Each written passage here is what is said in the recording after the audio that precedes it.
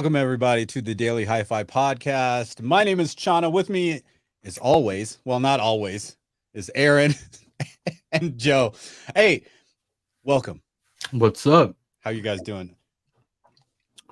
All right. Well, it says True Voice of Reason, and the topic for tonight is audio. We'll hope so. Well, I mean, we'll try. There's also a video. I Yeah, got something video. new in the video domain. Came in. Pretty nice. We'll talk about that. I was just filming it. I literally jumped backstage like 3 minutes ago. Joe's like texting me, "Yo, you gonna show up?" I just need to know if I'm gonna. I gotta prepare my voice to just talk for an hour straight or not. How do you do that? Not well. When I'm not here, you got to make sure you got to throw in some non-audio related stuff. You know, That's the hard part. Aaron, audio stuff all day.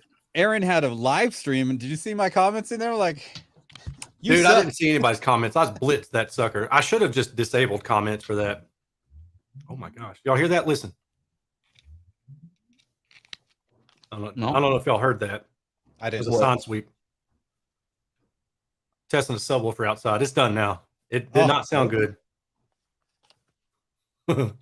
You're testing a sub right now. Yep. Outside. How are you here and measuring? the sub at how's the that same work? time? This- God, I don't- Explain that, please.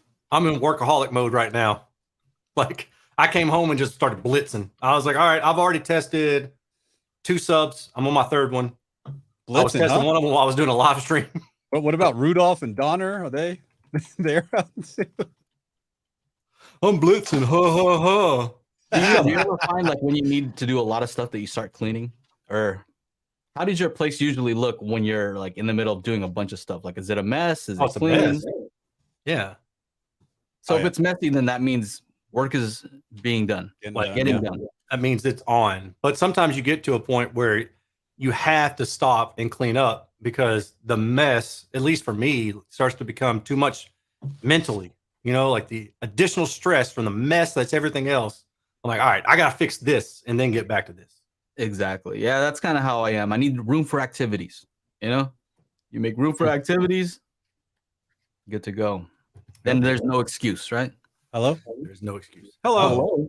Hello. Hi. Me? Huh? Who's you guys were frozen? Is that me or you guys? Maybe just you. Probably just me. Was I frozen? Snow glows white on the mountain tonight. Not a footprint. Chris Wyndham, what's up? seen. What's going on, Wendell? Tim Perry in the house. True Voice of Reason. Yes, he's here. Fred's in the house as well. What's going on, everybody? What is up?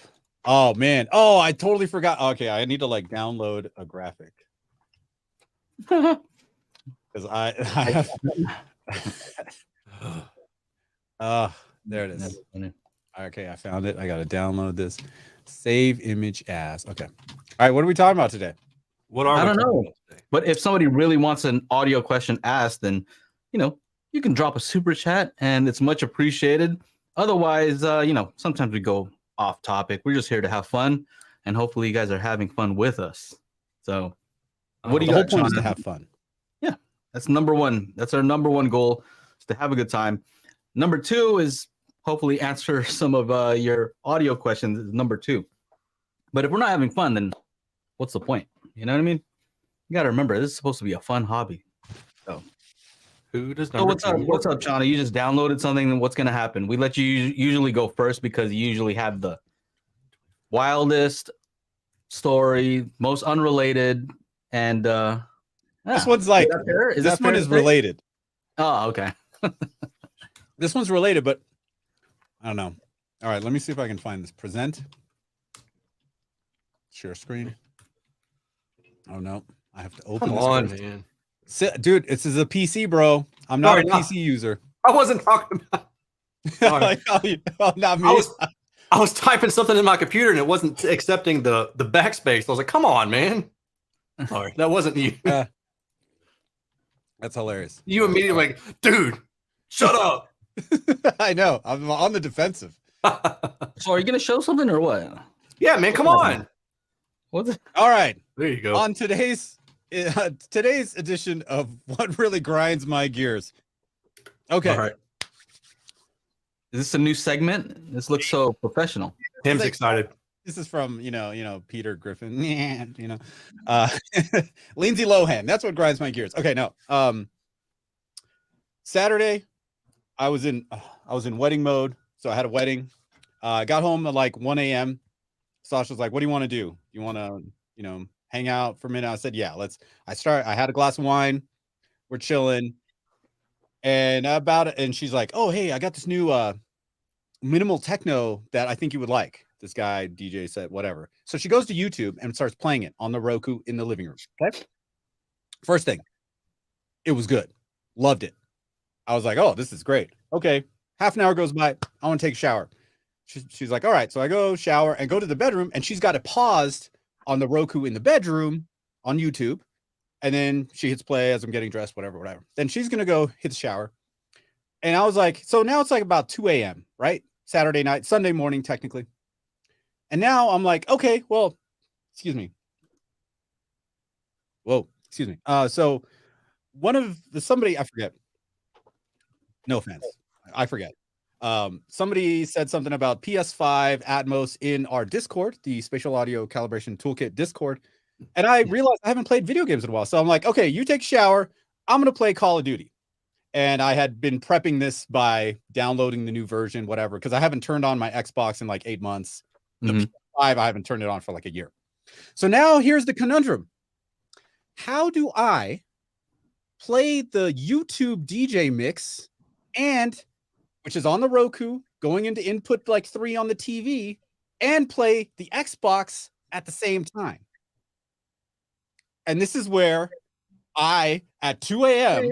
on a Sunday, am thinking about, why do we have Zone 2? What's Zone 2? Is Zone 2 my bedroom? Uh-oh. Is Zone 2 my bedroom? If my Zone 2 is my bedroom, do I have to cable up the TV to my AVR in the living room? And then do all my devices go into the living room and I'm playing it in the bedroom? Why do we have Zone 2? And let's not even get into Zone 3. Like, who on earth needs a third zone? Is it like it's like, take it out? All AV manufacturers, pre-pro manufacturers, take that shit out. It's what, 30 years old? Like, what? Like, Does it bother you that it's there? Well, can I use it? No. I don't know. Well, some people who's gonna you're gonna cable everything up? You're gonna cable up your outdoor speakers to your living room? Well, okay. Here's another example. This is Zone 2. So I have to cable everything upstairs. I got a speaker wire, HDMI. It's archaic. It's old. Time to go. So what's the best solution? Because I put YouTube on my phone to listen to the music and then play Call of Duty, on the TV. But I want it to happen at the same time. I have to now have a speaker that's Bluetooth in the bedroom. I'm not going to play the phone, and the phone connected to the Denon sucks balls, dude. It barely connects. It keeps dropping. This Hios thing that they're trying to. Let's be real. What's your solution, Chana? What's the solution to this problem that my Zone 2 is another fucking setup. It's another setup. It's a Bluetooth speaker in the bedroom, so I can Bluetooth the music and then play the Call of Duty on the screen. Because here's what is the Denon going to have to do? It's going to have to take the video from the Xbox in the living room, send it out to Zone 2. It's going to have to play the YouTube video audio and send that over to the Zone 2. So AVR manufacturers, you get Zone 2 to work that way, I'm all in. Otherwise, cut that shit out. We don't fucking need it. It's old. Go. And I know what they're going to do. I know what these guys are going to do. They're going to take it out and they're going to charge us the same, because that's what these greedy bastards do, right? They take more out and they charge us the same and then charge us more. Why are you so mad today? Because it was 3 a.m. on a Sunday and I'm thinking about Zone 2. I was pissed off, bro. I pissed off, and the whole day I was taking my equipment out of 500 pounds of equipment out of my SUV, and I'm like talking to myself about Zone 2. Why am I talking about Zone 2? All right, get the shit out. And if you have and then and some people are like, oh, I use Zone 3 all the time. If you have enough money to buy an AVR with Zone 3, you have enough money to get a Bluetooth speaker in that zone. or whatever it is, because those things aren't cheap. Zone 3, we're already off the ledge. We're falling down the cliff, and no parachute. No parachute. my We are goodness. dying in a sea of Zone 2 AV, not bliss. Can I just add to your Zone 2 and 3 hate just for a second? Yeah, sure. Before I disagree with you, or I don't know, maybe Aaron will disagree with it. But let me add to it for a second, okay? Here's the thing that I don't know if you've ever noticed this. I have what is it called? Like a surge protector type of deal, right? Okay. The fancy ones that are expensive for your home theater setup, where you can kind of program like how it turns on, all that. Okay. So I usually have it so it turns off cuts all power to everything. Uh-huh. And the reason being because there is some draw still.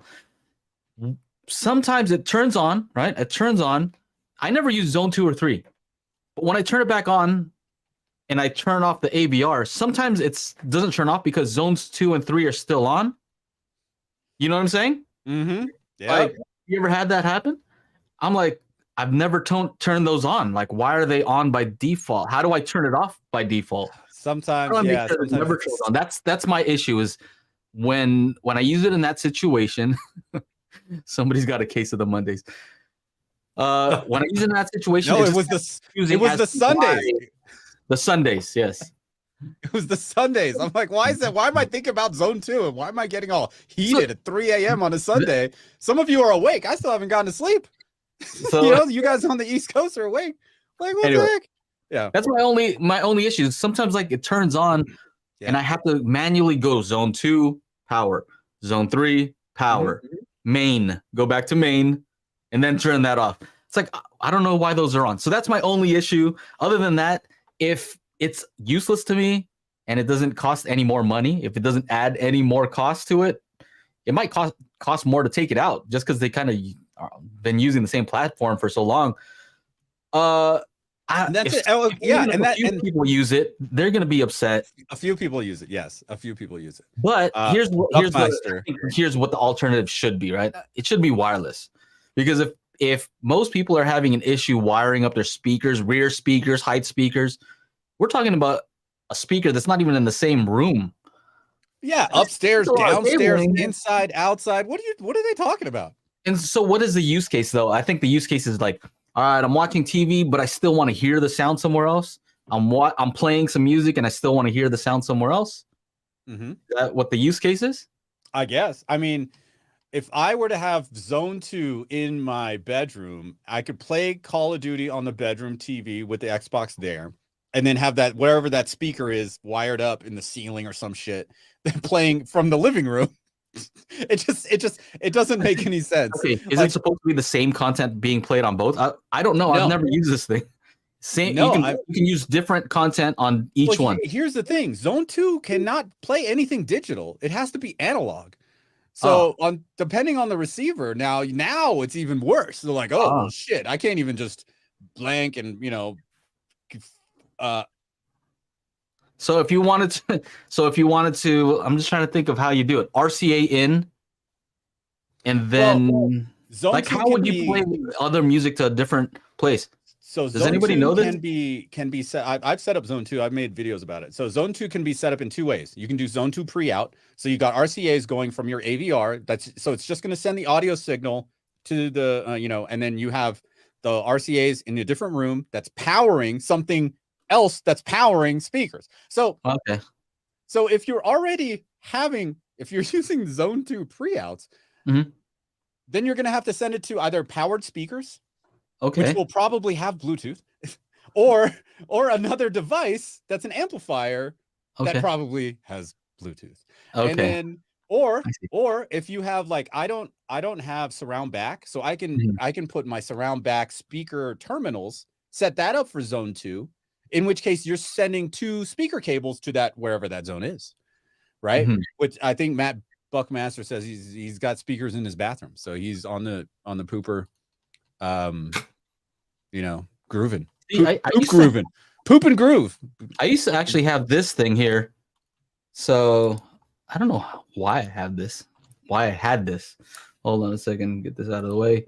So this Hios link, where it would talk to it wirelessly, and it just used their whole HEOS thing, and it had different connections. So subwoofer. So why this don't they kinda just made keep sense. this and get rid of the Zone 2?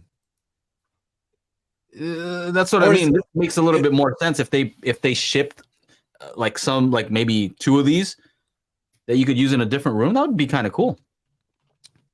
Forget the Right. amp, get Sonos speakers.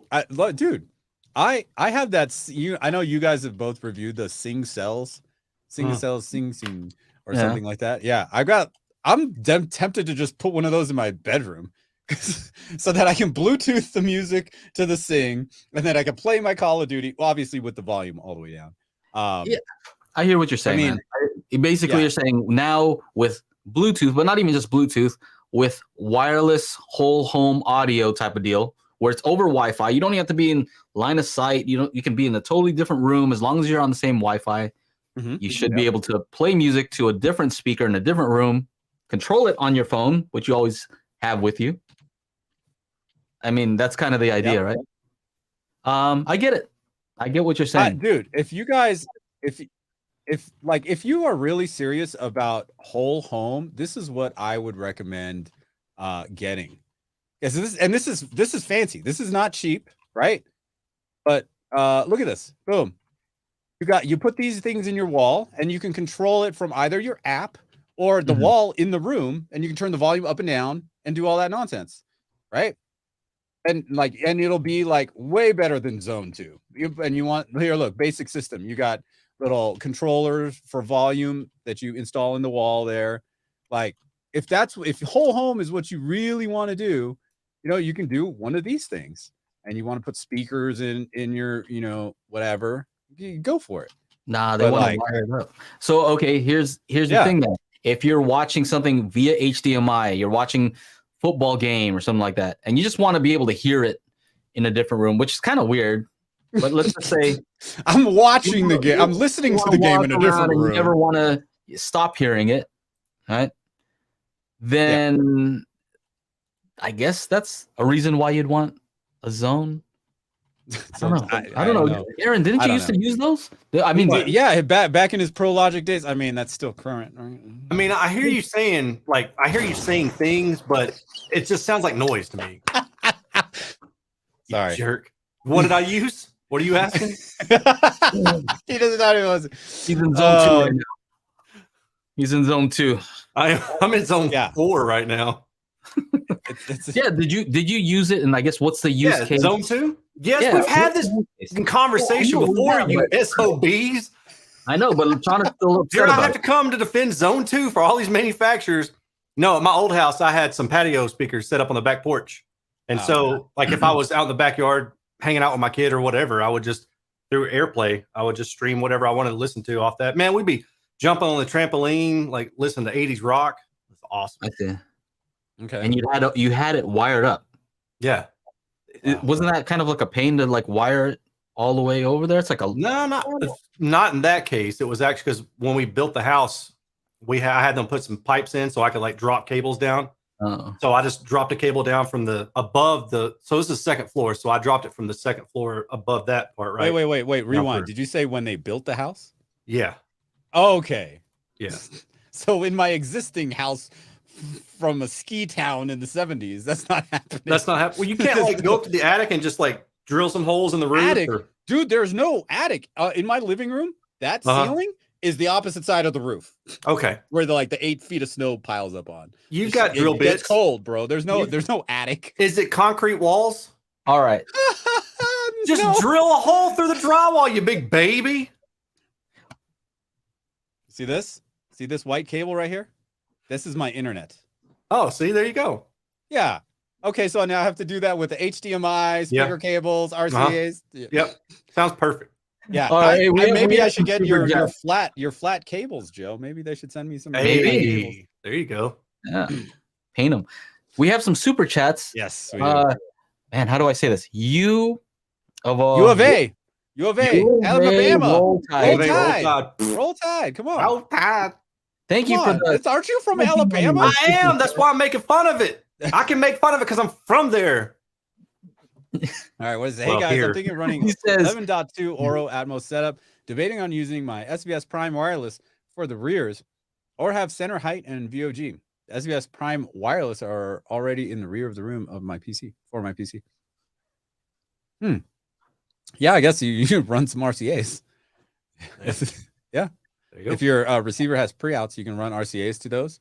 I think the only issue you would have was like the volumes, right? You would want to have a set volume on the Prime wireless, and then I would think, and then you run your Odyssey or your room correction, and then go from there. And then you have to keep it at that volume or remember where the volume is. Because if you're using the Prime wireless for your PC and then you go back to using it for your AVR, you need to have the volume back to where it was when you did the room correction, I think.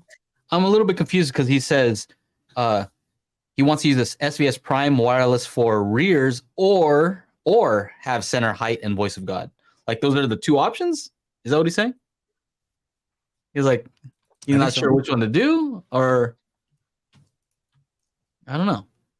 I mean, I have a similar setup actually, where I am using the SVS SoundPath wireless adapter to a amplifier to some speakers. So essentially, they're powered. And then I'm using the SoundPath to send a signal back there. One thing, if you plan on going that route, is that the SoundPath wireless adapter adds a significant amount of delay. And the AVR doesn't like it. It says it's too far. Like your speaker is too far away because there's too much delay. And I think it's because it's the combination of the speaker actually being far and the wireless adapter adding delay. I think if it was the speaker was closer, it wouldn't have an issue, but it's just right there on the edge of being too far. So I guess I'm not sure exactly what the question is, because if the question is if he should use it for rears, I would say, yeah, 100% use it as rears, just because in my experience, I have center height, I have voice of God, and I don't think that those make a huge difference. Huh? I don't think they make a huge difference compared to, rear surround heights or rears. Basically, those two speakers are the ones that I hear the least amount of difference with. So I hope that answers your question. If not, then give us a little follow-up question to see, I want to make sure your question's answered. Mike, thank you again for the super chat. Mike says the 12 millisecond delay on the SoundPath. Yes, thank you for the super chat. So the SoundPath by SVS has a 12 millisecond delay. Good to know. Yeah. Let us know if we answered your question or not. So High Finest, thank you for the super chat. Zone 2 for the win. Uses analog out to an RCA splitter, splitting to 5 channels, which then runs to an amplifier powering 5 pairs of patio speakers, all running in mono, digital source via AirPlay, music outside, movie in. Okay. All right. I'm just trying to think. There we go. What happened? Is that Yoda? It was. Yoda was. Damn, my internet's messed up. Wow. All right. So what's the alternative if you wanted to do something else? I guess here's what I would say. RCA splitter. I don't know if I can do this anymore. No. What happened? Oh, Chana's all frozen? Uh-oh. Chana's frozen. Oh man. Pop out and pop back in. I'll message him. Yeah, I can hear you. It's just I can see you and I can hear you. I can't hear you guys. It keeps cutting out. I think I might actually have to listen to the podcast on my phone. And hear you. Okay. I can see and hear you.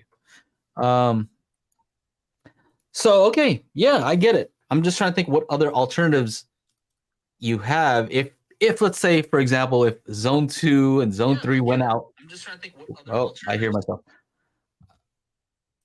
Your other alternatives would probably be to use some of those whole home audio things, because you would. It sounds like he's all wired up, though.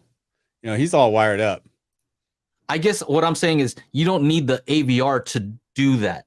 Right. You could have the whole home audio thing that you could cast to right? It's probably like DTS, whatever. It could be. Oh yeah, DTS Play-Fi or something like yeah, that. Yeah, could they be something use like that. And you cast to that device, right? So you send audio to that, and that has RCA outs, and then you could do the same exact setup that you have now. Yeah, I don't see why you'd have to use the AVR, use all that power, just to. Well, do I mean, they some wouldn't be pretty basic powering stuff. anything. It's just routing the sound over there. All you really want to do is play sound from your phone, probably. Yeah. To something wirelessly, Yep. with lossless and wirelessly, and that thing to have RCA outs. But that's not free like Zone 2 and 3. Okay. Yeah. But neither is the cables to get it out And there. then neither is it splitting to a 5-channel amp, an amplifier power. This is all, Yeah. The RCAs. Just the RCAs are probably going to be more expensive. And running a long RCA, if that's what you're doing, can introduce a lot of noise. RCA is kind of prone to noise for long distances. Oh, for long distances, yes. Hey, real quick side thing. Thank you again for the super chat, by the way. Yes, thank you, High Finest. Did you guys watch that Teenage Mutant Ninja Turtles Mayhem? With the cartoon? I took my daughter to see it. Animated thing? We thought it was a live movie. I'm like, is this a fucking cartoon, bro? I only saw the trailer.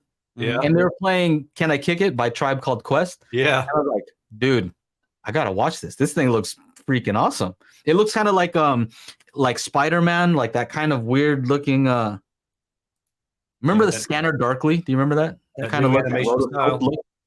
Kind of looks like that. Yeah. Dude, I think I might have to watch that.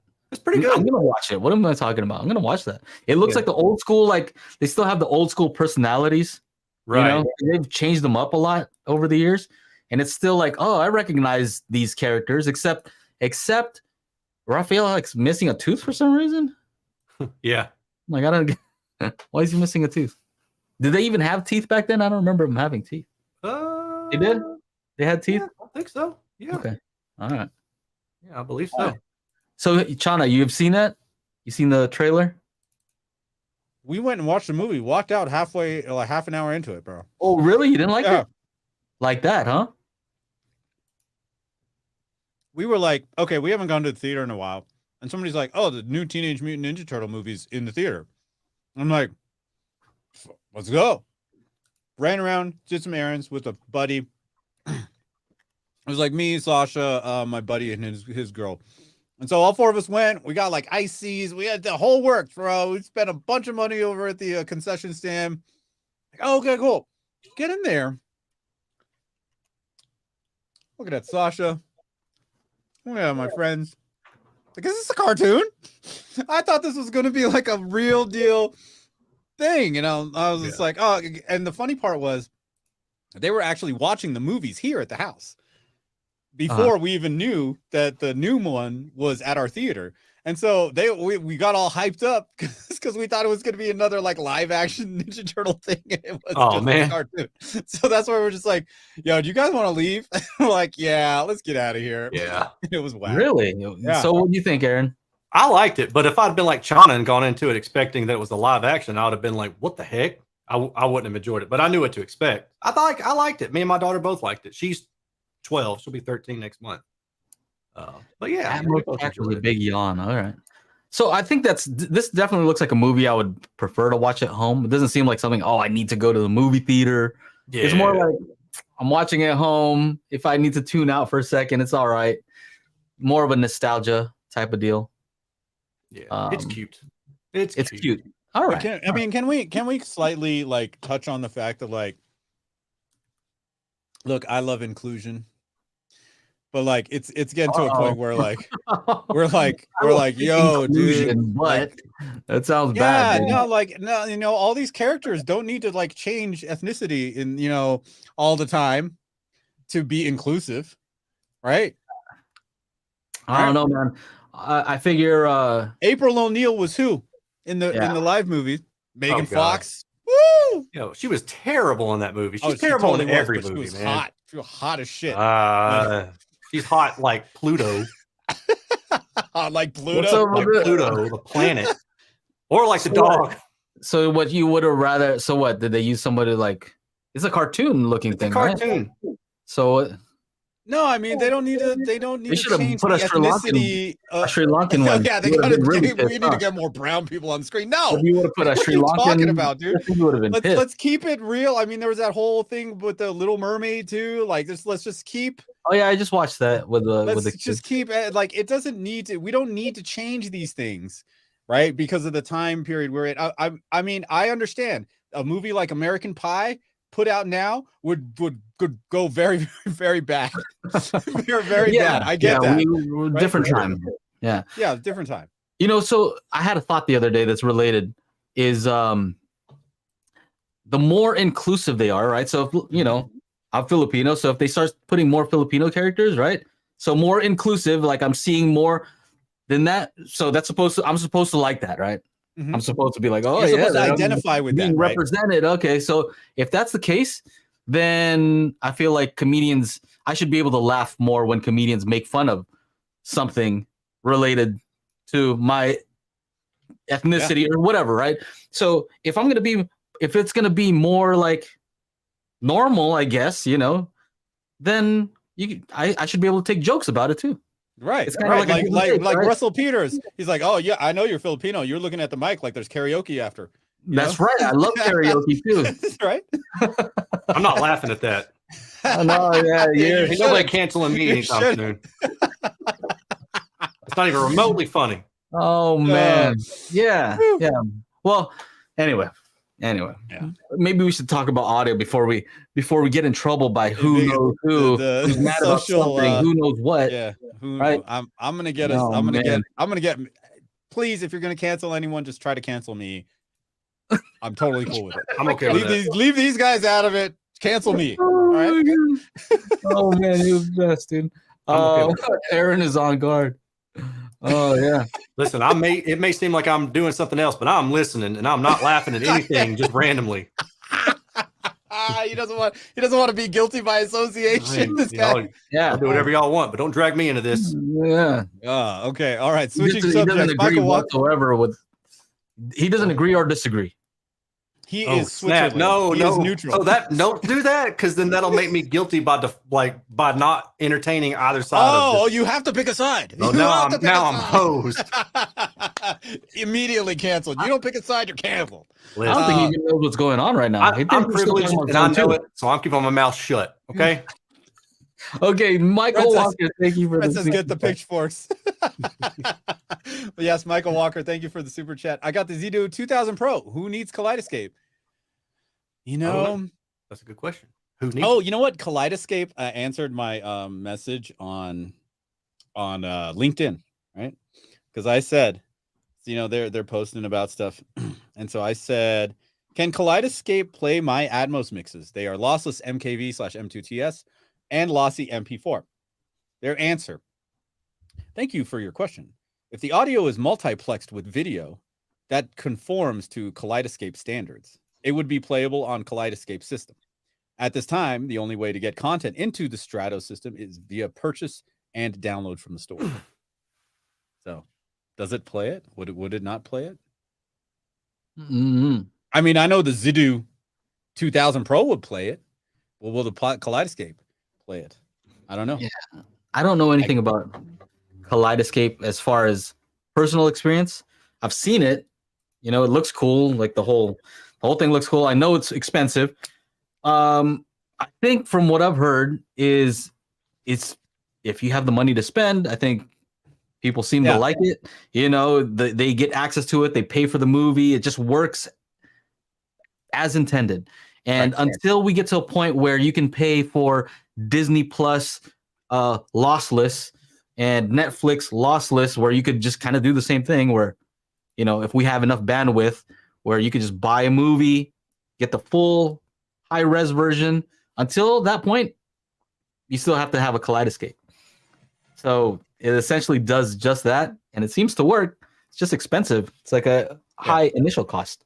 I'd say, you know, look, you go to any of these shows, they're all running Kaleidescape because Kaleidescape wants you to know that every demo is using a Kaleidescape. And for those of you that you can actually do a nice little demo reel, that is the coolest feature. You can get little bit of this movie, little bit of that movie, little bit of this movie, 20 movies, little bit of 20 movies. You hit play and it'll go through all of them. That is fantastic. Is that the feature?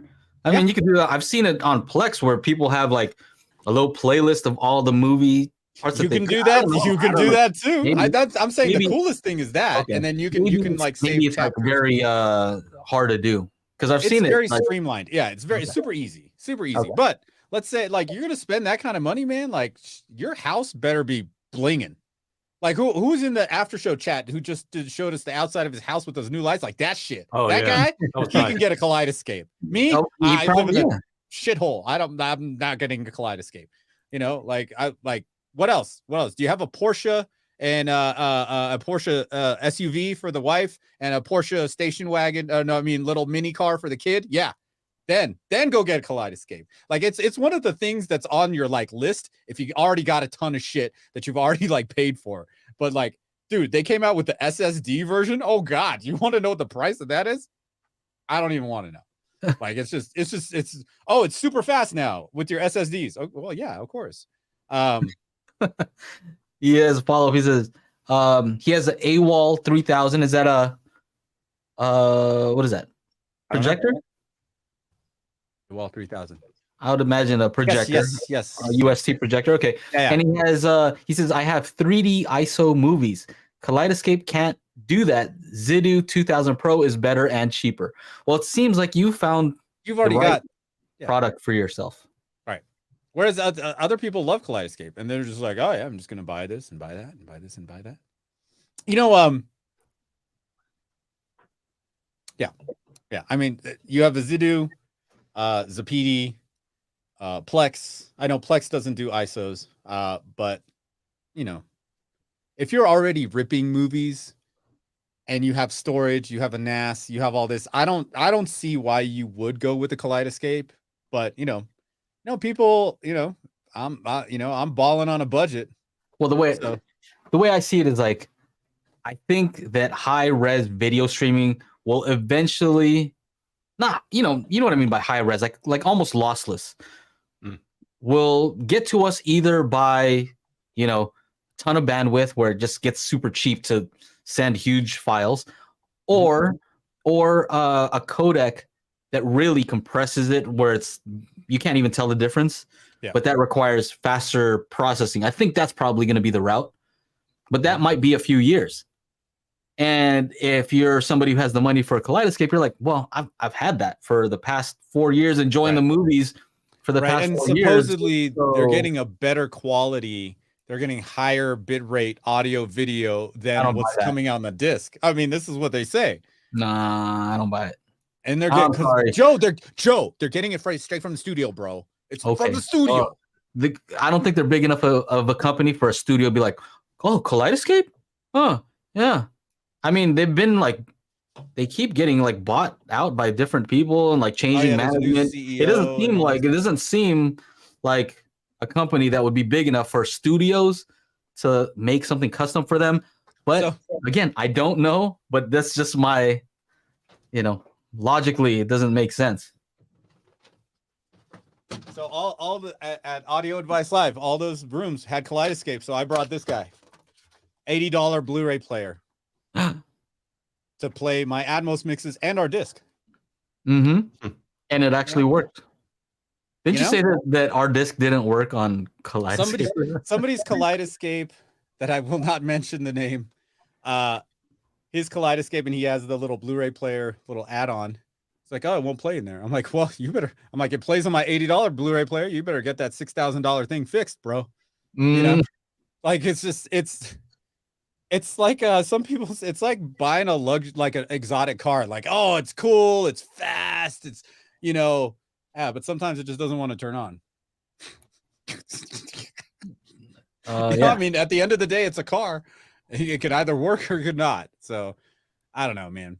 I don't know. But yeah, I've had no problems with the Zidoo. I have the 9X is in Ryder's room next door, and the Z10 Pro is upstairs in the bedroom. I have all that stuff. Michael Walker's coming in hot with the super chat. So yeah, thank you, Michael. We're gonna answer. Yeah. So Go ahead. Crestron and Kaleidescape go together. I got a Crestron in 2005. When I tried to upgrade it to 4K and 14, they wanted another. Listening. It was $170,000. He got a Crestron in 2005, $170,000. When I tried to upgrade to 4K in 2014, they wanted another $120,000. Well, there you go. Hey, whoa. Well, I mean, clearly, Michael, you can clearly afford a Kaleidescape. And you saying that you would prefer to use the Zidoo, hey, that's it's about that's a big thing. Yeah. Steven ATT says CDR rooms were overwhelmingly Kscape equipped from what I've seen on YouTube. Yep, that's all they use. I talked to the Kaleidescape guys. They were going to send me one, years ago, but I was like, I don't know. I don't think I like cool shit. I like expensive shit. I like buying shit. But there's a point of like, nah, dude, this is just not necessary. Like I know you guys might think I'm just gonna like, yeah, because dude, I've been offered a Kaleidescape system at least 6 times for free.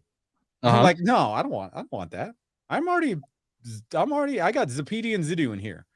Like it, and the best part is both of them will pull movies from the NAS without issue. So I don't even need to be like, what is it? Like monogamous with my digital servers. You want to adopt Fred? Oh man. Let's see. What other news? I got some other news here. See if I could show this. Oh, here. Steven says that Kaleidescape gets releases before UHD discs are available. Probably with the same time as streaming. Yeah. And it's just supposedly this better quality. So, I mean, it's cool. I would never buy that thing. Yeah, I would say, you know what? Here's what I'd say. It definitely does what it's supposed to do, which is allows you to download movies. That's it. It allows you to download the movies legally at the highest possible quality. Yeah. I think it does that. Is it worth it? I don't know. Look at this guy saying, get it and give it to me to review. I'm like, dude. Here's my problem though, is I don't want just normal people to think, well, looks like all the reviewers have a Kaleidescape. Well, I guess like that's the thing. Like, I guess I need one. Yeah. Like, no, you don't need one. And if a reviewer gets one for free, it's totally different, right? If you get one for free versus how much are they? I don't know, 6, 8, 10,000 plus. I think 6,000 is the like bare minimum. It's a different story, right? Dude, I'd rather fucking buy a watch, dude. I'd rather spend $6,000 on a watch than like something to watch, a device that I can watch on. Get it? So just keep that in mind. I would say keep that in mind that, if a reviewer is saying it's great, if they got it for free, it's a little different than somebody having to pay for it. And I'm not saying that they're going to be biased. I'm just saying it's different. Jet Presley says like 12K minimum. God. Okay, maybe I'm wrong. To watch movies. Yeah. It's nuts. And you know what? It's funny. I'm also saying it doesn't mean that they're going to be biased for it or against it. It's not even that. It's just don't think that it's normal, right? Just don't think like, everybody has one. No, we're getting stuff a lot of times for free to review for the purpose of a review. So it's not that everybody has one, right? Yeah. It's just that they're able to send it out to certain reviewers, I mean, the beauty of like the Zidoo is what, $249, $500 if you get the pro versions or whatever. And look, if I want to upgrade to the new Zidoo, I just point it to the NAS where all the movies are, and then it's done.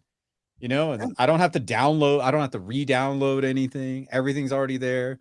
I got the Last of Us 4K disc, put them all in there as ISOs because you want to have each episode and you want to have it look like, it's on there. This movie, I didn't really like it, but whatever, I got it in there. I got JDub 4. Boo! Oh, by the way, when I was playing the Call of Duty, oh, it was I was harnessing Mr. Wick. You look like him right there. See, look at that. Oh.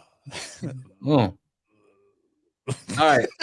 So Ike says, I agree. I think some reviewers push the narrative that you are missing out on so much if you don't have a Kaleidescape. Everything. You're missing out if you don't have a Trinov.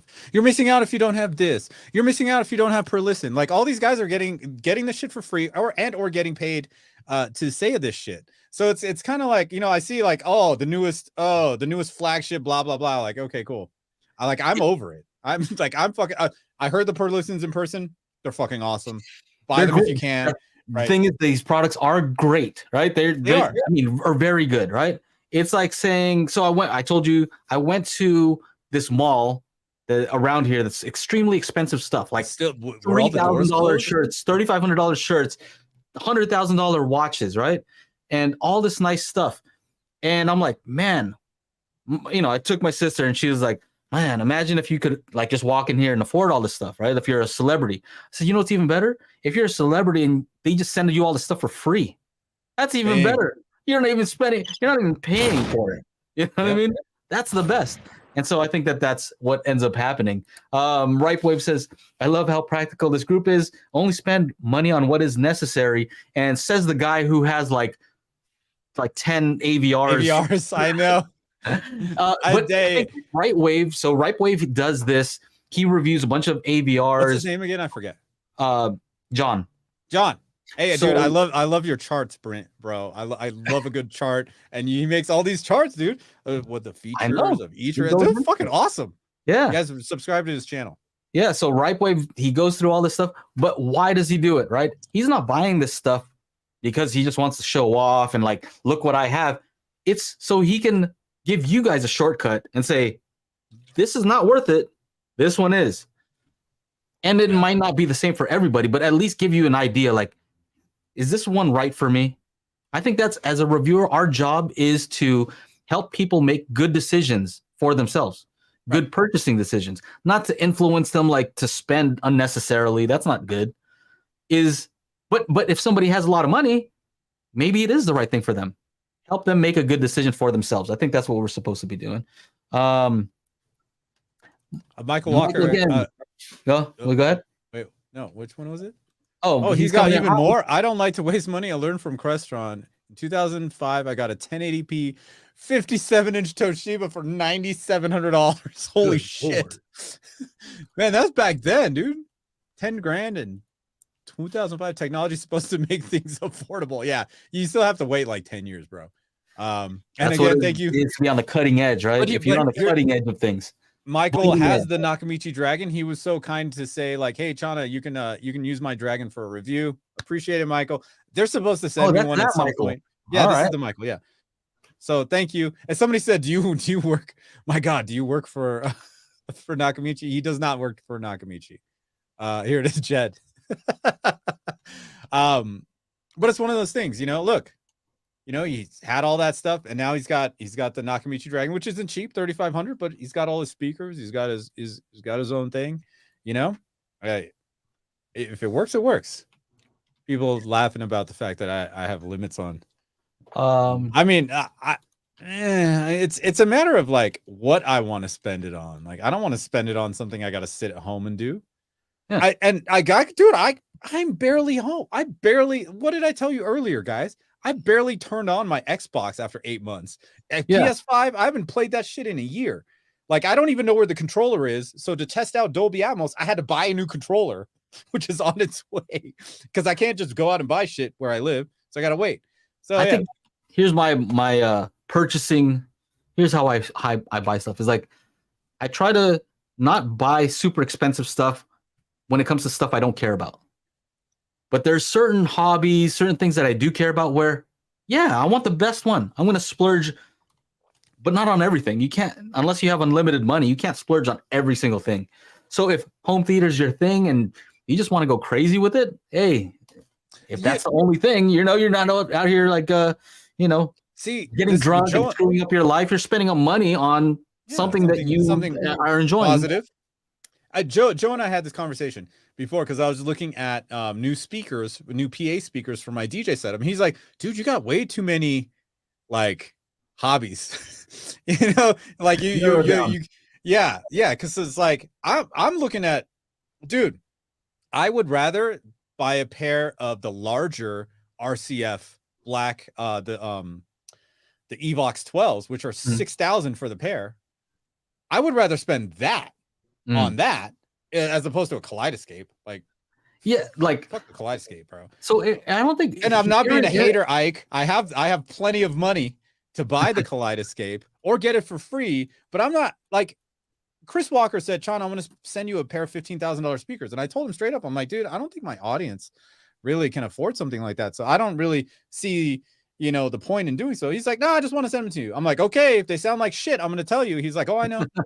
So like, it depends. Like who, like, I don't, you know, I would say this, if all these YouTube people are getting all this high-end equipment to make videos, fucking do better. Why is your lighting fucked up? Why is your audio fucked up? You got all this gear. He's mad again. Do you, dude? I saw all this shit. Even Ike, what the fuck happened with your lighting, bro? In your Cydia videos? What did I tell you, bro? What did I tell you at Audio Advice, man? What's up with the audio? Why is everybody? Oh, sure, we're having this. Oh, it's a great. I can't hear shit. Oh my god, everything's flat. Did everybody just record everything in C-Log? Like, I do not support what Chana is saying here. Come on, I have man. No idea what he's talking about. All these people are getting shit for free. Why aren't they spending any money to actually be better at the craft that they're trying to be good at, which is creating content? Because they're cheap bastards. Ah, I see. Right? Yeah, there it is. I was a cheap bastard too, until Joe's like, man, you got 35,000 subscribers and you're making videos with your cell phone. You should get a camera. So I was a cheap bastard too. But at least I had good lighting, good audio, right? And a good friend to tell you. Yeah. Yeah. You know, I'm saying. So Aaron would probably be the last person to get a Kaleidescape, I would guess. Like, yeah, definitely. You know, he just doesn't, but when it comes to car audio, homeboy balls out. Yeah. He balls out. That's true. I just gotta say, dude. Woo! Oh, dude. Hey, how's it sound? Is it sounding good or what? Binaural recording, bro. Let's get it. I will do that at some point. I've got to tune it, man. I still haven't tuned it. What's with this 3 C's for more? Like, what does that have to do with moral? I don't know. What is 3 C's? Yeah, I don't. Is that what it is? Seashells? I don't know, but it looks 3 seashells. Yeah. This guy I don't know, man. Let's see the pictures again, Aaron. Dude, bring it up, dude. Come on. That looks hot. Awesome. That's like the best. Oh yeah, don't get me started on the Mad VR there, Marv. So you still got to tune it up a little bit. Yeah, I've still got to tune it, man. I haven't had any time. I've got to. There's some system noise going on that I've got to figure out what it's being caused by. That I've got to get to the processor to get it figured out. I just haven't had time, man. There's no time. I feel you on that, bro. I just got a new monitor. Prioritizing things. Let's see here. Did you buy it or were you gifted it? I bought that shit because I'm going to use it. Yeah. You're biased then because you bought it. I bought it, so it's amazing, right? You researched it. You probably like it. You can't review it.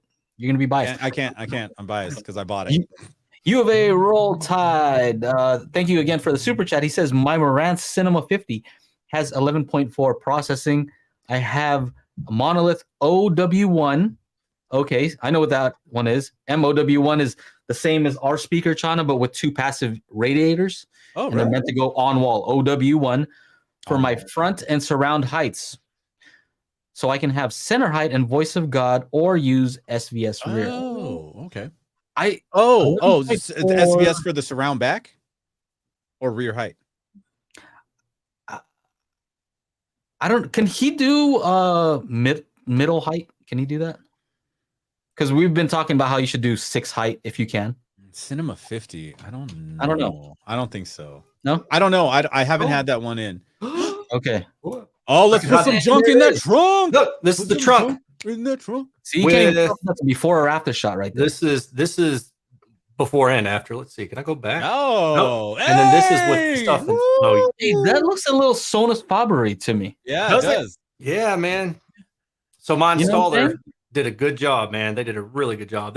So initially, I just dropped it off, and I was like, "Look, I don't know. Let's try to fit an 18 in the back because I want to be able to get low without having to throw gobs of power and EQ at this thing." So he actually took it all apart. I've got other videos. I'll make a video about it, or other pictures, and I'll make a video about it. But once he removed this, like the factory stuff, there's just it's wide open underneath, other than the protective plastic barrier that keeps stuff from like splashing up, underneath your car. So there's nothing there, huh? So yeah, you take this out and the sub. Oh yeah, there's no exhaust. Outside of the car. There's no this. There's no that. Right? It's an electric car. Yeah, it's infinite baffle, man. Breathing right through the bottom of the car. 6 amplifiers, 5 2-channel, and then 1 subwoofer channel. Let's see here, left, right, center. What do you have for separates? Do you have separates up there? Yeah, they're all set. So it's 3-way active on the left and right, and then the center channel is just a single mid. What brand? Morel amplifiers, Morel speakers. Okay. See, I'm just jealous because I want to be able to say Morel. Yeah, except for the subwoofer. The subwoofer is a hybrid audio subwoofer. What is it? Hybrid audio. Hybrid audio. Yeah, a friend of mine runs the company, man, and so it was like a no-brainer. Just were you gifted it as a audio reviewer? I didn't pay full price, but I was not gifted it. Okay. I will say that. I paid dealer price. I basically paid dealer price for everything that you see here. So it's hot, man. It's hot shit, dude. It looks better in person, man. It looks. Look, after the big D, what happened, dude? You're BMXing. You're putting big speakers in the trunks. It's like a teenager again, right? I ain't playing around. Yeah. I ain't playing around. Check it out. Who's next? Not me. Not me. I'm good. I can buy all that stuff still. That's my installer. And then that's the shop. Cheap Plug Sound Factory in Knoxville, Tennessee. That's what's up. Great job, Sound Factory. Yeah. Great job, Sound Factory. Great job. Speaking of, we were talking about, getting stuff for free for review. I'm gonna get a little something here. Oh, not a little something, a lot of something.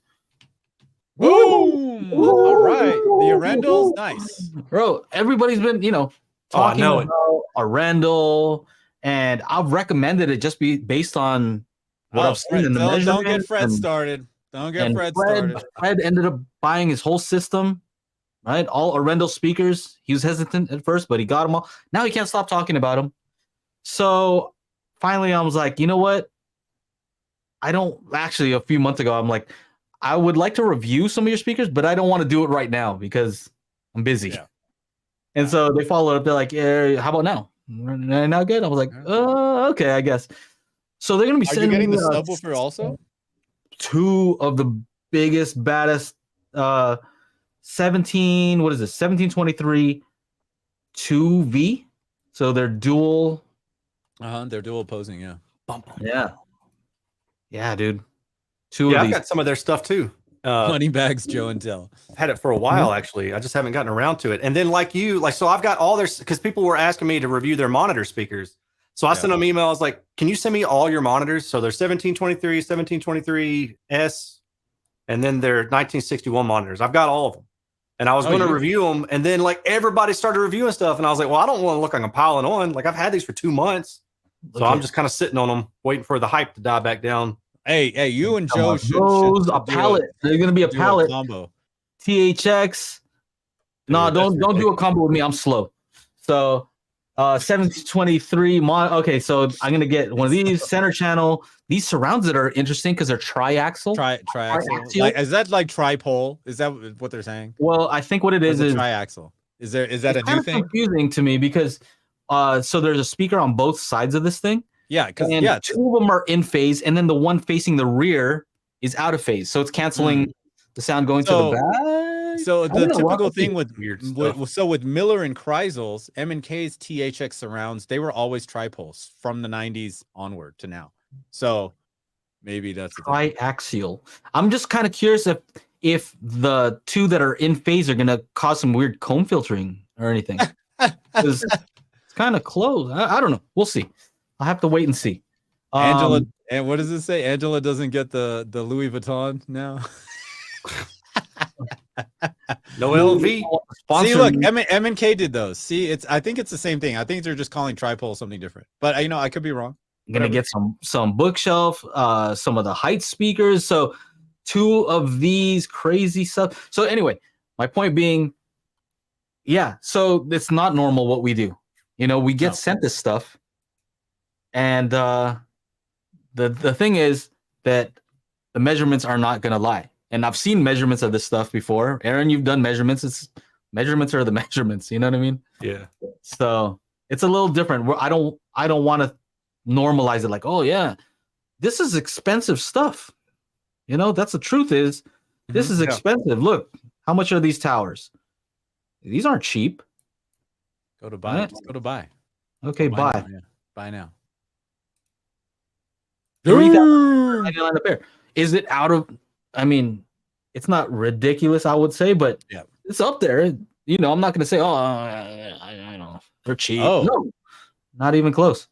So I'm excited for these. I'm really excited because I'm not usually extremely excited to get speakers in just because I know what the deal is.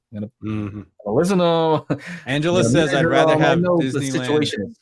Angela says I'd rather have Disneyland annual passes and maybe some Croc accessories for the girls. I got you. So anyway, I just want to make sure that people understand the review is still the review, right? But just know that this is a weird situation where we get tons of speakers coming in where they're all piled up in your garage. It's not normal. It's not. I had to make room for some of this stuff. I got 2 pairs of speakers. I actually started doing a lot of gaming related stuff since we're getting into Christmas and all that kind of stuff. But my issue with these Arendals is that the center channel won't fit in my TV stand. Oh, dude, these are 8s in here. Yeah, I know they're huge, 8s, bro. It's huge, bro. And the smaller ones still don't fit. Just like, okay, well, I'm not gonna do that again. They look nice to me too. I like their wave guide, everything about it. I'm excited to review them. That's basically it. I wish I had a hookup at Kef. What's up, Aaron? Nobody at Kef shows me any love. I'd like to check out. Oh, dude, you want Kef love, bro? I got. Okay. Take care of me. Bro, after this, I'm not in a rush. I met the dude at Audio Advice. He's like, hey man, your disc should be in every installer's tool bag. I was like, yeah, let's make it happen. So we have a call with him in 2 weeks. Oh, we do. He said 3 weeks after Cedia. Let's get on a call. I said, okay. What are you gonna say, Aaron? I was gonna ask, did you ever? I'm not gonna name the company. Did you ever get a reply back from that one company I set you up with? No. So I followed up with him like a week later, and I didn't get anything. So I'm like, is he still with the company? It's weird. Yeah, I have 2 other people I know over there. So yeah, it was just weird. I meant to ask you, but okay, I'll ping him again. Worries. I don't know what's going on there, but I'll ping him again. Yeah, no worries. No rush, right? I'm not in a rush to be reviewing all kinds of speakers. I have speakers. I got speakers everywhere. Okay. I'm in the same boat. I've got too many. Let's go into this start thing here. Yes. Yeah. Jason Marin. Hey, can we compare Denon 4700H to this year's Denon 3800? Trying to help my friend decide today. He has 9 channels. I'd go with the 38. Because the only difference between the 37 and 47 was Oro 3D. Now you get Oro 3D with the 38. So if you want to save some money, they're probably the same price. Does he need 4K 120 HDR VRR support? Then go with the 38. If he doesn't, go with the 47. If he plans on buying an Xbox, has an Xbox, PS5, blah, blah, blah, blah, blah, blah, blah, go with the 38. That's the answer. I've had both. I'm laughing at the comments. Joe with his Louis Vuitton Crocs. Dude. When? It's a good idea, bro. Louis Vuitton. Okay. LV Crocs. All right. I got. Or no. Go to Crocs, and do a special JNT version. You kidding me? You license that shit, bro. Do you know how many times I've bought fucking Xbox controllers? I want a fucking Techno Dad Xbox controller, dude. I get 10% off of every sale. You know what I'm saying, bro? Yeah. There we go. Because I don't want to get shit for free. I'd rather just make the fucking money, dude. I was on a. Oh, look at this. What are you doing? Oh, why are you doing that? What is this? Is this related to anything? Should we talk about this? Why? I don't know. Why are you doing that? Why would I bring that one up? Is that what you're saying? What does that have to do with anything? I don't know. Was there a discussion about this anywhere? Where? I don't know. like a podcast of any sort? How do you know this? Huh? How do you know that? His name is Joe and Tell. Well, Are you on the Patreon? I'm a patron. Oh, okay. Audio Unleashed, and it got released. You guys are hilarious. I love you guys. Yeah. Does the controller have a zone 2? No. Zone 2. Of course So I not. haven't listened yet. These guys always laugh, or they were laughing because I'm like, yeah, I listen when I cut my hair, but it is like that's my routine. I listen to the podcast. I just now got to listen to the one from 2 weeks ago, I guess. I just finished that. Well, what's funny, man, is I was texting Brent and Dennis about an idea for a blind listening test that I was thinking about doing. And then Dennis, or was it Dennis or Brent? Yeah, Dennis was like, yeah, did you get to the part where he said blah, blah, blah, which basically answered my question? I listened like 5 more minutes, and then he answered the exact question that I just asked them. I said, never mind, just forget I said anything, like. I don't know. So that's funny. All right. So here's what I want to talk about, right? Oh, are you sure, Joe? I'm not gonna give it all away because I told Chana right before this. I'm gonna give a quick summary, right? I'm of the impression now, right, that the directivity index and the early reflection directivity index is probably the most important aspect of the speaker. Like this is the one that I didn't really care to look at before. Like I didn't know what it did. I didn't really understand it very well. Yes. But now my mindset is this is the most important thing. Why? Why do I say that? Because all this, right? Yes. You can EQ. You can do EQ on that. That's what Magic Beans does, right? We EQ speakers to sound better, right, in your room. But you know what I can't fix? I can't fix the physical properties of a speaker. Correct. No matter what. Crossover. Whatever that is. Yeah. If the speaker's doo-doo, it's doo-doo. Speakers doo-doo. Yeah. So I've never been able to look at this properly. Right? I've never looked at this and said, like, I get it. I get what that is. You know what I'm talking about, Aaron? You're the one who you take all these measurements. Do you feel like you can read this like and say, oh, I know exactly what that means? Because I mean, yeah, I guess like without sounding late, but yeah, there's something that I can that I would like to show you guys. Actually, I might as well show it. Might as well show it. All right. So it's something that you did actually a while back on this other review. Let me show you something. Oh, Aaron, I see you sweating, bro. I see you getting red. He's like, what did I say? I guess What he did I do? equalized the speaker, right? He looked at it and figured out where he could equalize it and then proved it out, right? Well, yeah. So on this Encore B6, and I don't know why your directivity looks different than mine, but it looks very weird. But anyway, something that you did here that you don't typically do that like made me say, whoa, hold up a second. All right. So normally you don't really EQ the speaker, right? Right. So in this case you did though. You said, all right, I'm going to EQ this speaker to flat and let's see what it does. Mm-hmm. So of course the directivity doesn't change. You could EQ that to whatever you want and this will never change. Right. Because this is the difference between what happens on axis versus the sound power, right? Yeah.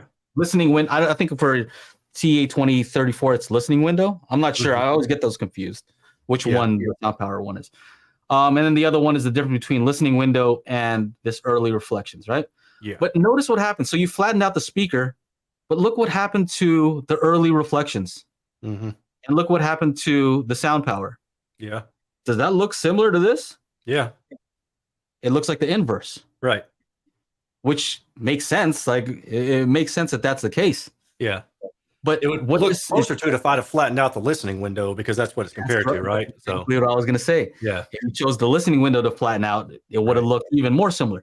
Mm-hmm. But what this, in other words, if you flatten out the on-axis response, which you can do with EQ, make it more an ideal speaker. Right. The question is, what happens off-axis? Right. What happens in your listening window? What happens when you look around the speaker? Well, we know this is exactly what happens on this speaker. Your on axis is going to be flat, but off axis is going to be all like not so great. Yeah. Now, again, if the off-axis response already isn't good, like in line with the on-axis response, right? You have to throw that caveat in there. So like those two, the curves that you're looking at could look good if the directivity looked good, you know? But my point just being that it's very interesting that by flattening the on-axis, the early reflections and the sound power look like inverses of these. Yeah. So that tells me that this is kind of the sound that's happening. The early reflections are probably going to sound like this if we're to flatten out this. It's just a different way to think about it. Yeah. It helps me understand it. And so I went in and I started doing something kind of different. Let's see here. Open this up. Okay. So tell me if this makes sense to you. Oh. You're doing it. Sweating. He's like, what? What I do wrong? What I do wrong? I'm looking at the comment from Chris asking, "What's a Nakamichi dragon?" I know, I saw that too. That's what I'm paying creature attention indeed. Okay. Oh man. So here's those monolith. Sure. That's just a sound bar that costs $1 zillion. Michael Walker actually has one. It's the most fantastic sound system, aka don't call it a sound bar. Okay, so here's the monolith satellite speakers that we have, Chana. Right? Yes. And so when I look at it, okay, there's some issues on axis. And then here's the sound power, directivity index, and the early reflections. Now I know I'm supposed to look at that and say, well, wherever it's flat, that's where it's EQable, right?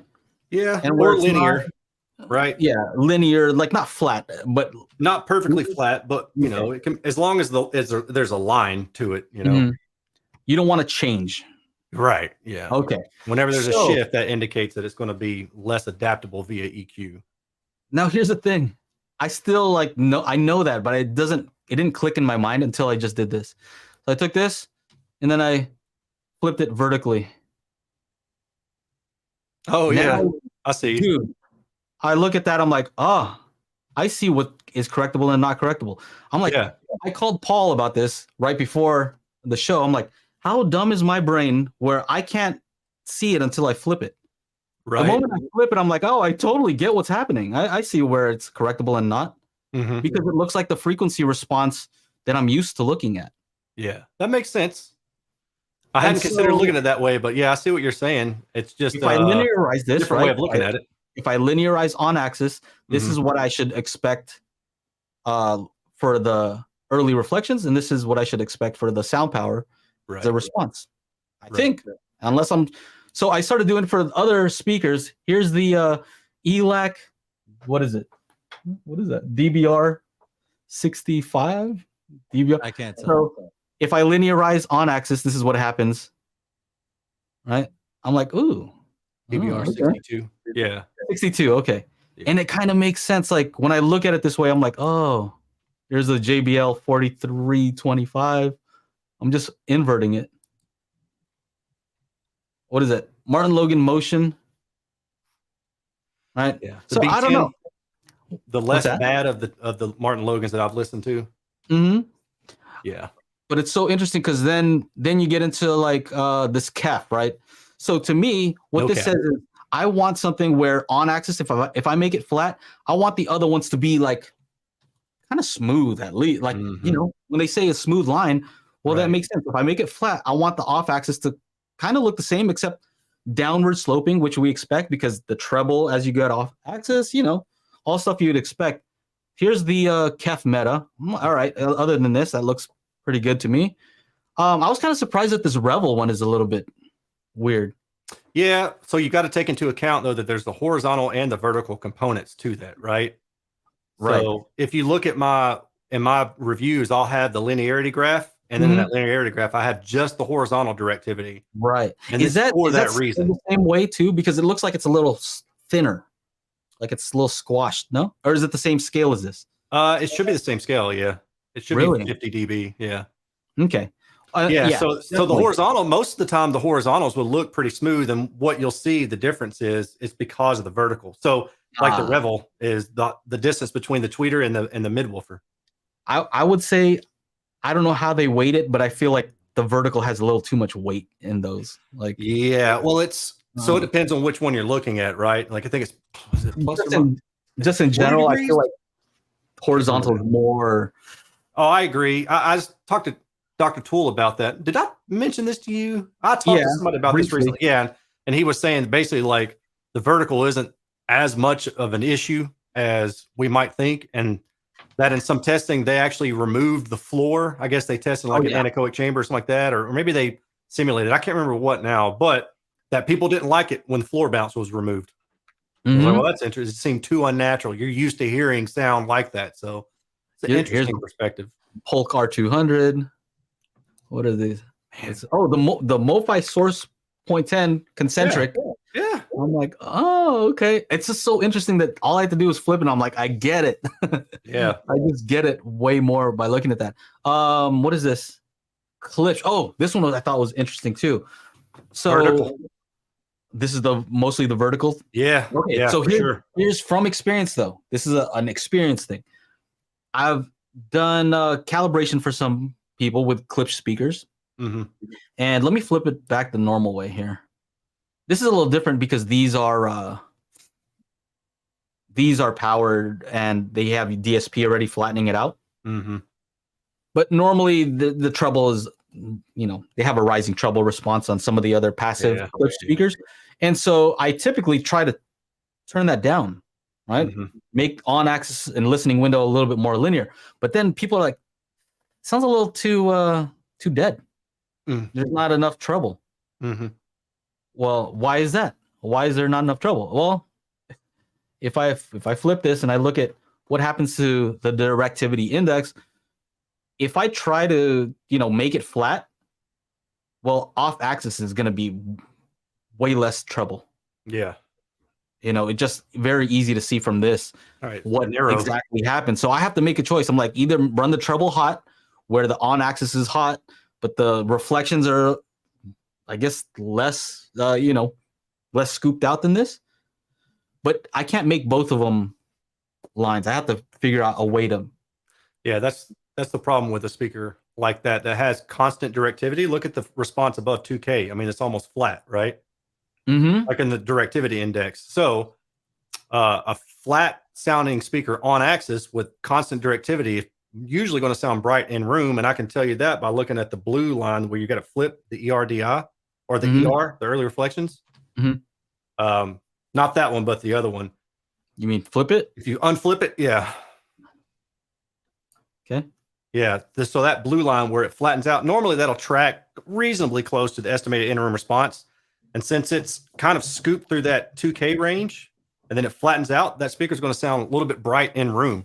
So the best, in my opinion, the best thing to do is either add a little bit of absorption on the sidewalls to help knock down that top end, or use a low pass filter, like a shelf filter, that can angle, not like, I don't know. I'm trying to think of the proper filter there that I'm thinking of, but maybe a shelf filter set at like 20K and drop down 2 or 3 dB. So it'll tilt that top end on axis response. And I don't want it flat, So that's the thing. I actually just talked about this in the Bacart review. Sometimes speakers that have flat directivity sound worse in the room because they actually wind up sounding bright in room.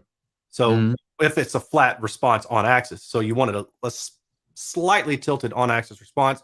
A good example of that is Kef's Reference 1 Meta. It has maybe like a half a dB, maybe a dB between 1 kilohertz to about 10 kilohertz, like slope down on axis. And it's done, at least in my opinion, to combat the flat directivity, because otherwise it would sound bright in room. Right. So, but things like room treatment matters, aiming matters. If you got curtains, those things matter. It's not a one size fits all when you're talking about this stuff, which is really fun when you look at the data, because you can start to picture like so-and-so says this speaker sounds bad. Show me a picture of their room. I got it. I know why.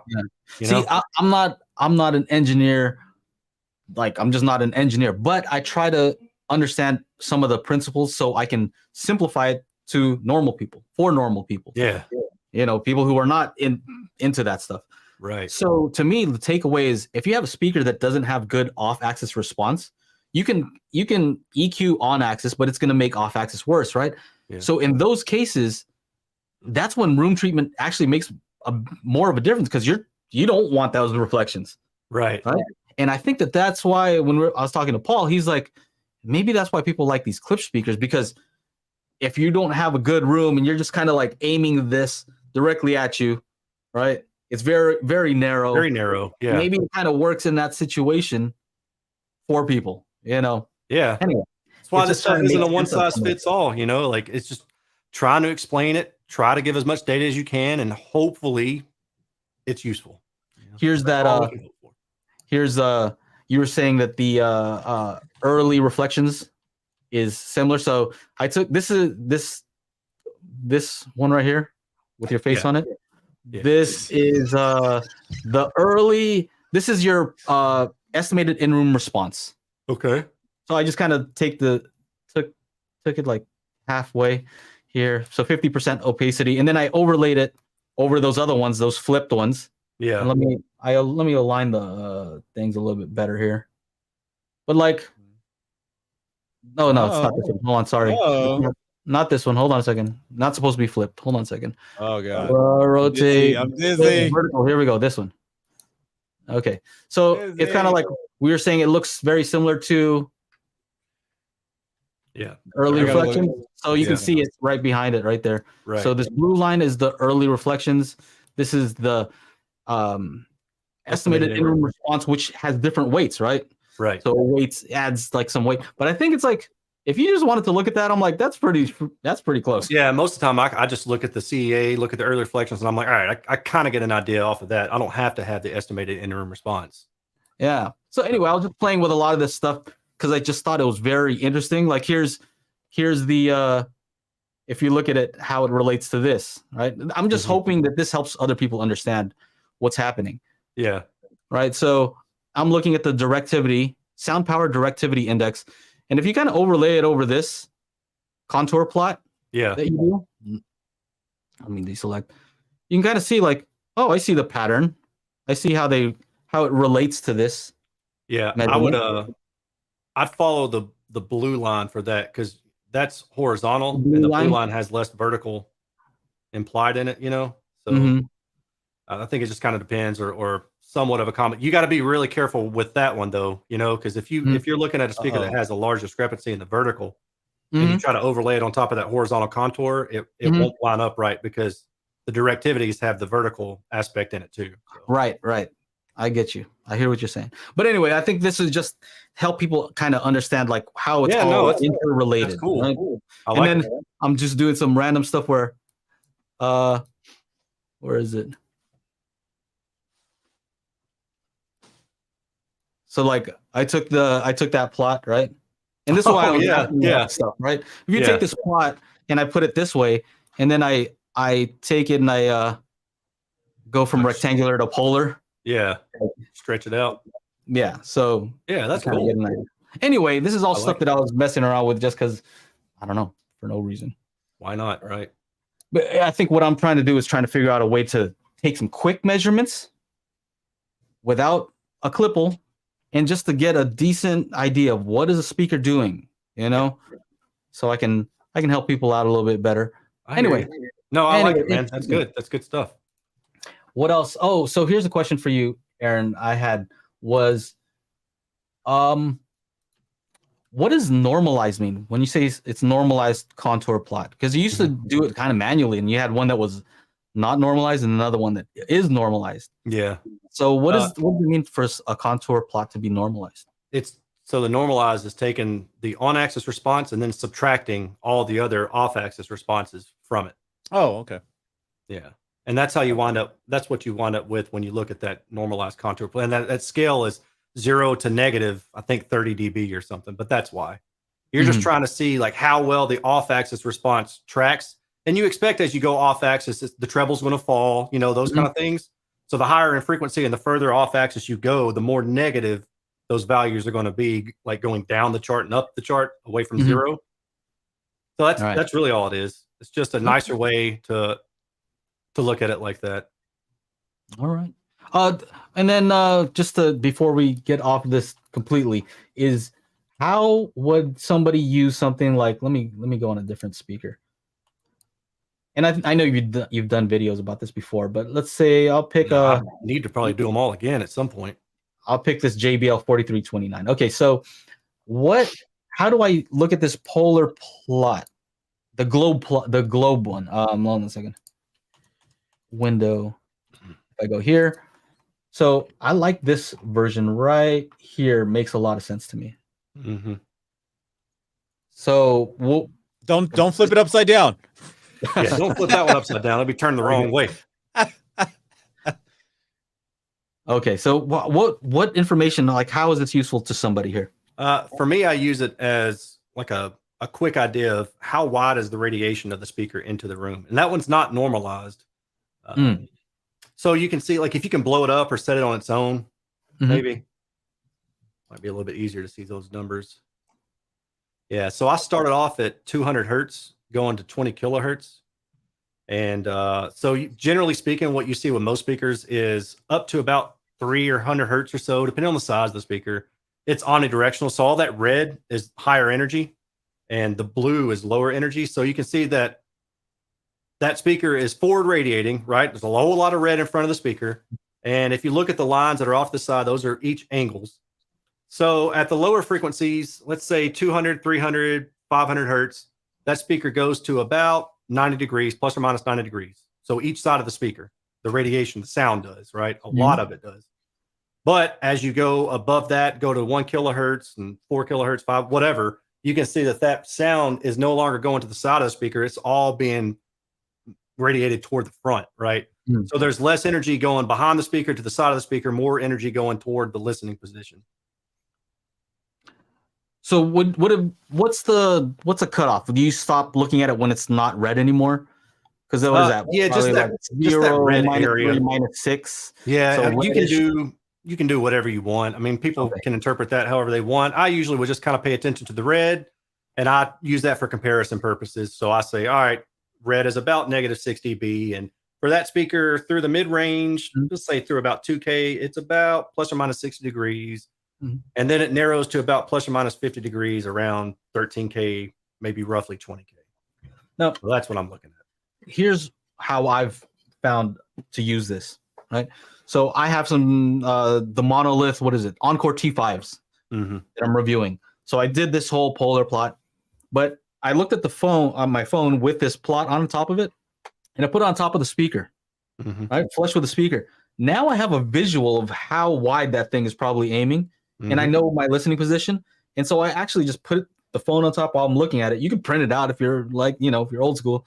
Yeah. Put it on top of the speaker. And now you have an idea like where you can point that thing and still be within that area. It's just a very practical way to do it. Listening distance. Yeah. And it's important to note that, like you're saying, that's the horizontal. There's a separate one that's a vertical one too. Right. So, that's kind of it.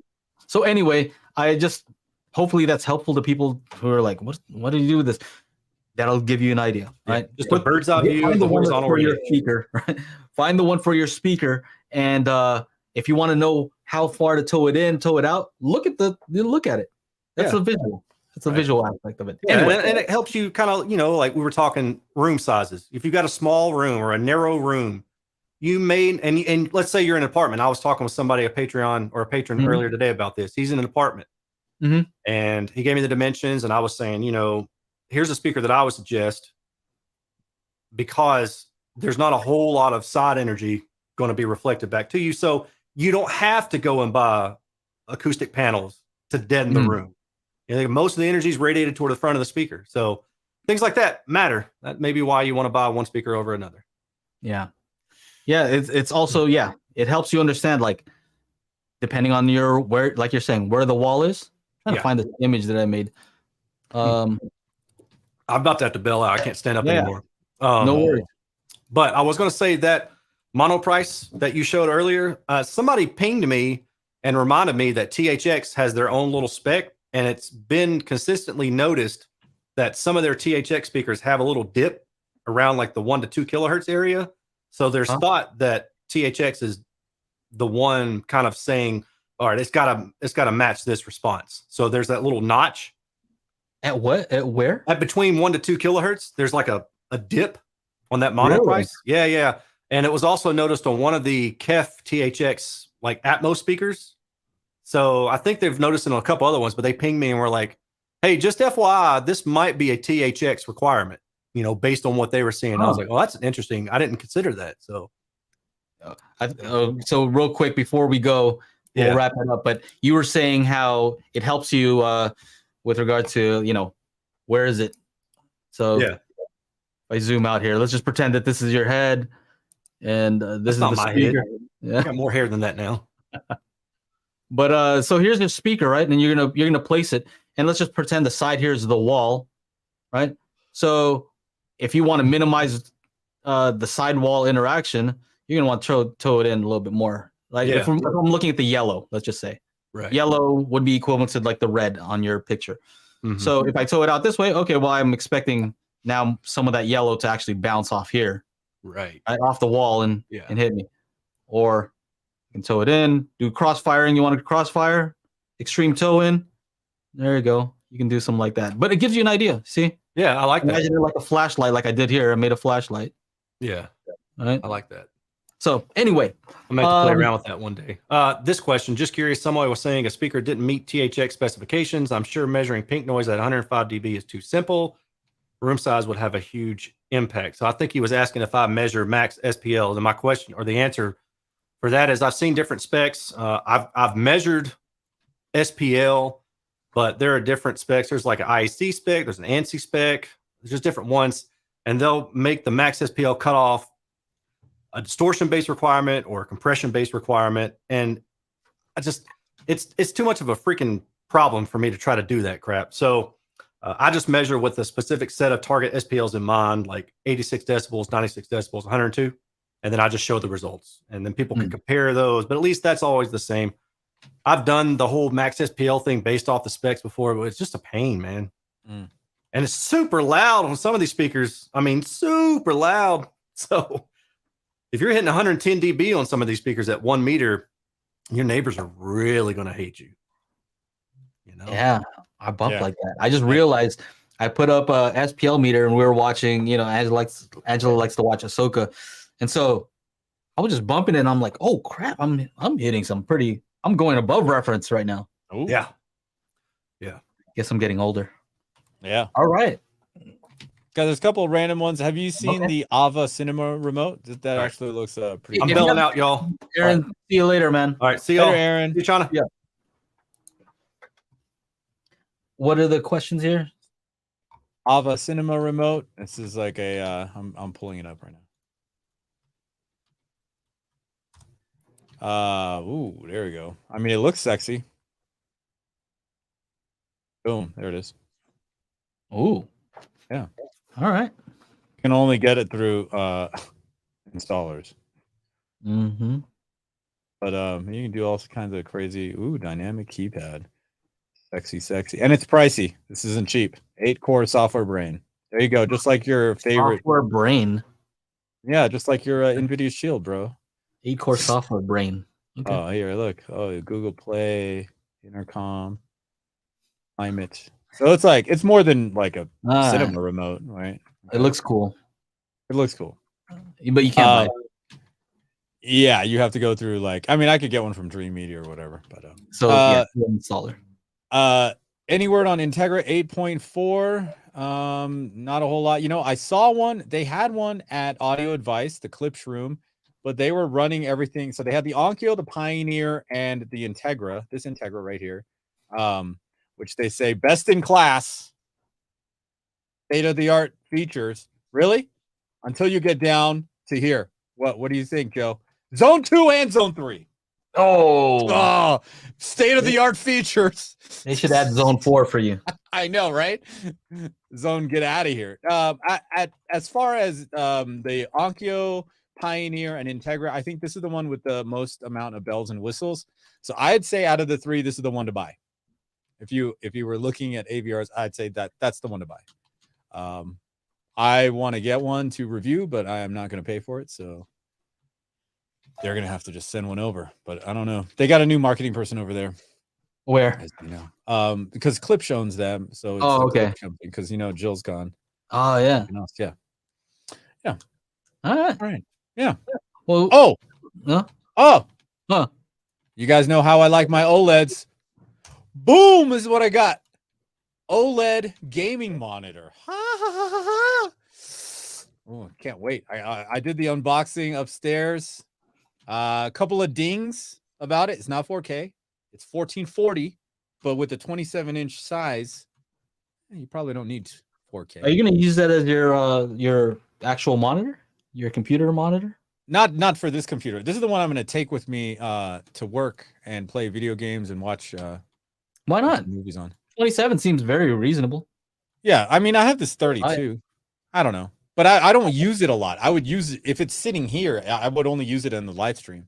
You know, I don't use this one for a whole even lot. for editing. Imagine like editing is gonna look all perfect, dude. I edit at work, so yeah, it's gonna be an OLED screen. I edit at work, and like when I'm at work typing up a script, I have the Xbox playing something on Netflix or whatever. That's gonna all be OLED too, so it's gonna have the nice inky blacks. This shit says HDR10. We're gonna test that, but it's a 240 hertz panel, 0.03 millisecond response time. So this is aimed at competitive gamers, first person shooters, you know, that kind of thing. I currently have a 27-inch LG that I bought for like about $600. So this is a little bit more, but it's OLED. And this is the first OLED gaming monitor the LG came out with. They also came out with a 43-inch, which is 4K, but it's too big. It's too big for my purposes. So yeah. So this just came in today. Shot the unboxing just now. Nice. So I can't wait to. Well, some of the unboxing. The stand assembly is great. It's got like 2 HDMI 2.1 ports. What is it? What is that? Display port in and USB 3.0 upstream. Yeah, this is nice. I can't wait. Can't wait. I'm gonna try it out tonight. And I got some more gaming stuff, more gaming related stuff coming out because I didn't review too many TVs this year because there was just too many. And they're just all too big now. They're all way too big. I can't get one in a 55-inch. They're like, oh, 77? No, I don't want that. I don't want another huge-ass TV in my living room. I don't $1,300. Is that how much it costs? Fuck, dude. Whoa. You're better off getting a partially used or brand new Harmony remote for $400 on eBay. That's mad expensive. Hey, for $1,300, seriously, it better be like a replacement for your phone too. Like it's my phone too. I got my remote is my phone. Yeah, I hate using my phone for shit though. Like I'm kind of old school. Like, that monitor has a remote too. Nice remote. You want tactile? Yes, tactile functionality. All right. Mm-hmm. Here we go. You guys want to be part of the crew? You can go to this bit.ly-dailyhifi.com. Buy some merch. What? That was totally wrong. Whatever you just said was totally wrong. Anyway. Yeah, use the link. Shop.dailyhifi.com. Get yourself some shirts and hats and all that good stuff. If you'd like to listen to the podcast audio only, go to anchor.fm/dailyhifi. And that's do you have any magic beans things you want to say before we leave? Any updates? No, just waiting on kind of like more paperwork stuff, corporation filing, stuff like that, getting the payment stuff set up. Yeah. But yeah, it's almost there. Almost there. You hear that? You heard it first. Yeah. All right, you guys. I've been that for the past year, but whatever. Whew. It's tough. It's tough, man. It's hard out here. Do it right. Hard out here. Yes. And for those of you that are not in the after show and are watching on a replay, make sure you come by Monday, 4 p.m. Pacific, 7 p.m. Eastern. Be part of the show. Be part of the chat. Be part of the fun here at Daily HiFi, my man. And for those of you that are channel members, we will see you in the video chat in just a second. On behalf of myself, Joe, and Mr. I had to leave early with my back, Aaron. We'll see you guys next week. See you guys. Bye.